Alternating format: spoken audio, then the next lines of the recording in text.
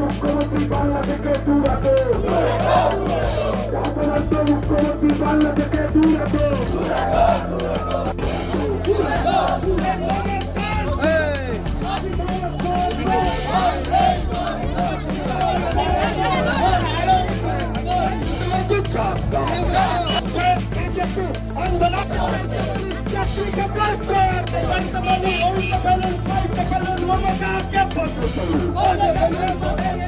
দেখুন, আমরা দেখেছি দীর্ঘদিন ধরে যারা আপার প্রাইমারি ছিলেন তাদের চাকরি নিয়ে কি ধরনের টানপ্রন চলছিল।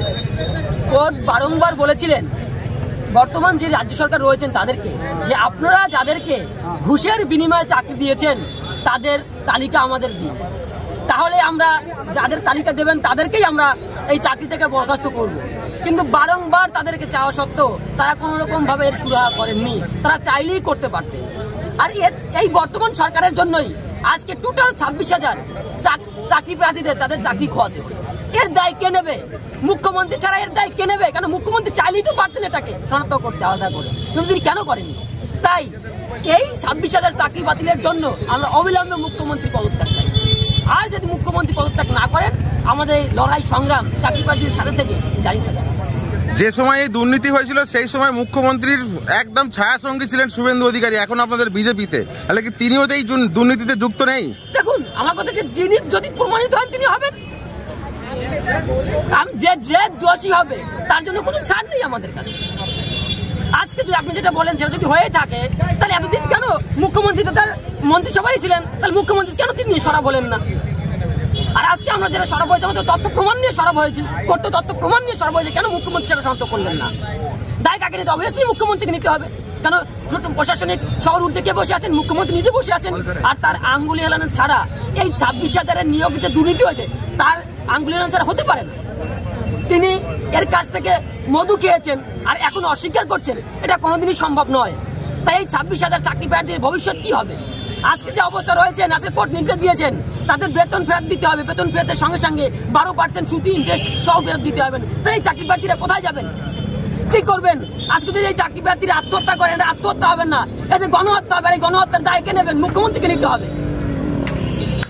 কিন্তু মুখ্যমন্ত্রী কালকে কিন্তু আশ্বাস দিয়েছে 1 লক্ষ চাকরি কিন্তু তিনি পাশে আছেন। 1 লক্ষ এখনো শূন্যপদ রয়েছে, তিনি কিন্তু সেটা আরে তিনি তো আছেন অনেক কিছু।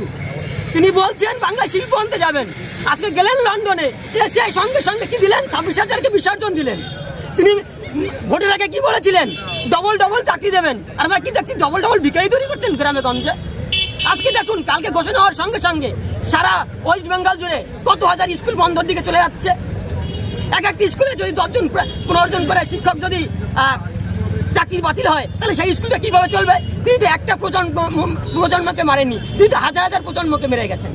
আজকে যারা স্কুল কলেজে পড়ুয়া রয়েছেন তাদের ভবিষ্যৎটা কি হবে? যদি স্কুলটা বন্ধ হয়ে যায় সেই সব হাজার হাজার লক্ষ লক্ষ পড়ুয়াদের অবস্থা কি হবে? চিন্তা করুন আপনাদের। তাদের ভবিষ্যতের সিকিউরিটি কে নেবেন মুখ্যমন্ত্রী?